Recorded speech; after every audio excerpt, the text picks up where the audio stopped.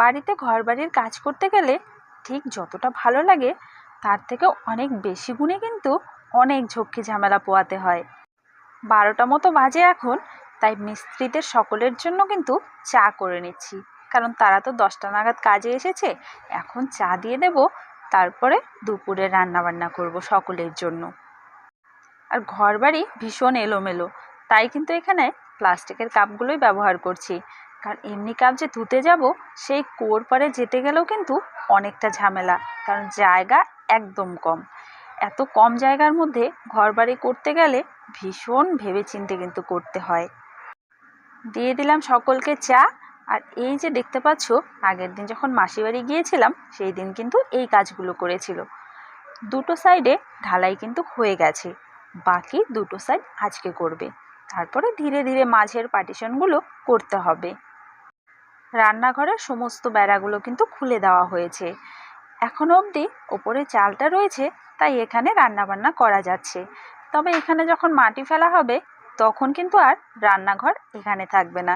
কোথায় নেওয়া হবে সেই নিয়েই কিন্তু ভারী দুশ্চিন্তায় রয়েছি। তবে জায়গা কিছুটা রয়েছে পেছনে, সেখানে মাটি ফেলতে হবে। তবে এই মুহূর্তে সেটা সম্ভব নয়। চলো, এদিকে সময় নষ্ট করলে চলবে না, দুপুরে খাওয়ার টাইম মতো তো রান্নাটা করতে হবে। এখানে মুসুর ডাল করছি, সকালে মা রান্না করেছে, সেই দিয়ে বাড়ির সকলের খাওয়া দাওয়া হয়ে গেছে। তবে এখন রান্না হচ্ছে দুপুরে যারা কাজ করছে তাদের জন্য। জানো তো, মুসুর ডালটা মুগ ডালের মতো যদি একটু হালকা ভেজে দেওয়া যায়, দেখি ডালটা গলেও যায় ভীষণ তাড়াতাড়ি, আর খেতেও কিন্তু বেশ ভালোই লাগে।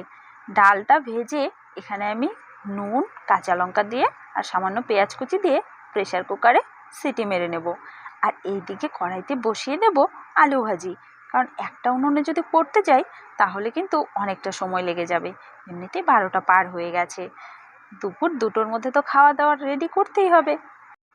ঘরবাড়ির কাজ করব বলে আগে থেকে কিন্তু সেরকমভাবে প্রস্তুত কেউই ছিল না, হঠাৎ করেই সিদ্ধান্ত নিয়ে শুরু করা হয়েছে। তবে শুরু যখন হয়েছে শেষ তো হবেই, সে এবছর হোক আর সামনের বছর হোক। যাকগে, আলু ভাজা বসিয়ে দিয়েছি, আর ওইদিকে ডালটাও কিন্তু সেদ্ধ হচ্ছে। আলুগুলো আজ একটু বড় বড় করে কেটেছি, কারণ পরিমাণে একটু বেশি রয়েছে তো।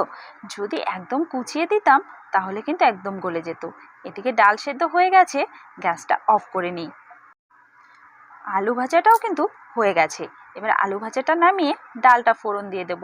কুকার থেকে নামিয়ে একটা বড় গামলার মধ্যে ডালটা কিন্তু আরেকটু জল দিয়ে বসিয়ে দিয়েছি ফোটার জন্য, কারণ কুকারটা তো ছোট, ওখানে তো বেশি পরিমাণে জলটা দেওয়া যায়নি, তাই বাকি জলটাও ফুটবে জন্য বসিয়ে দিয়েছি। এখান থেকে এবারে কড়াইটার পুরো ডালটা ঢালছি না, অল্প পরিমাণে ঢেলে দেওয়ার পরে আবার কড়াই থেকে পুরোটা কিন্তু গামলার মধ্যে ঢেলে দেব। হয়ে গেছে ডাল রান্না। এবারে কিন্তু মাংসটা বসিয়ে দেবো একদিকে, আরেকদিকে ডালটা আর কিছুক্ষণ ফুটতে দেব। কালকে তো আমি মাসি বাড়ি গিয়েছিলাম, কালকেও ওরা কাজ করেছে, তবে কালকে কিন্তু নিরামিষ খাওয়া দাওয়াই হয়েছে, কারণ মা তো আমিষ রান্না বান্না কিছু করেনি। এবারে মাংসর জন্য ফোড়ন দিয়ে পেঁয়াজ কুচিটা দিয়ে দিলাম। ডালটা আর খানিকক্ষণ ফুটলে ডালটা কিন্তু নামিয়ে নেব। মাংস কষানো হয়ে গেছে, আর মাংসর জন্য আরেকটা সাইডে জল গরম কিন্তু বসিয়ে দিয়েছি, কারণ তাহলে একটু তাড়াতাড়ি হবে। নইলে কাঁচা জল দিলে ফুটতে তো আরেকটু বেশি সময় দিতে হবে, আর যেহেতু মুরগির মাংস রান্না করতে খুব একটা সময় কিন্তু লাগবে না। চলো, কষানো হয়ে গেছে, জলটা দিয়ে দিই। আর জল দিয়ে এটা ফুটতে থাক, আর আমি ওদিকে একটু গরম মশলা বেটে নিই, নামানোর আগে দিয়ে দেবো। ব্যাস, হয়ে গেছে রান্না বান্না। মাংসটা 2টো গামলাতে ঢেলে রেখেছি, এখন যতটা পরিমাণে লাগবে, আর বাকিটা রাতের জন্য। তবে রান্না হয়ে গেল, তাদের খাওয়ার সময় হয়নি, বলছে যে পরিমাণ বালি পাথর লাগবে সেটাকে আগে এনে দিই, নইলে খাওয়া দাওয়ার পরে এই কাজগুলো করতে কিন্তু ভীষণ খারাপ লাগে। যদিও এই জিনিসটা দেখার পরে আমার বেশ খারাপ লাগে। আগেও যখন দাদাকে দেখতাম কারো বাড়িতে এরকমভাবে বালি পাথর নিচ্ছে, বাড়িতে এসে মাকে বলতাম যে দাদাকে বলো এই কাজ করতে হবে না, কিন্তু ওর ভালো লাগে, ও ভালোবেসে এটাই করে। 4টা মতো বাজে এখন, দুপুরে খাওয়া দাওয়া করতে 2:30 মতো বেজে গেছিলো। এখন সকলের জন্য আনা হয়েছে একটু ঠান্ডা, সেটাই দিয়ে দিচ্ছিলাম সকলকে আমি একে একে। ওইদিকে রাস্তার ওইদিকে বাচ্চাগুলোকে দিলাম, আর এদিকে রয়েছে 2জন।